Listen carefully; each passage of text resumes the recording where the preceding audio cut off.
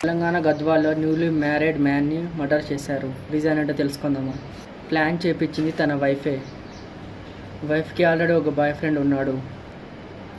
So ఎలాగైనా హస్బెండ్ని eliminate చేయాలని తన లవర్తో కలిసి ఒక పర్ఫెక్ట్ ప్లాన్ వేశారు.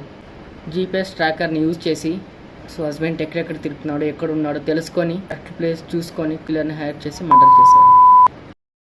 మెంబర్స్ డెత్ అయిపోయారు. రీజన్ ఏంటంటే మొబైల్ ఫోన్ కోసం బావిలోకి దిగడం వల్ల చనిపోయారు. రీజన్ ఏంటంటే ఇప్పుడు తెలుసుకుందాము ఫుల్ డీటెయిల్స్.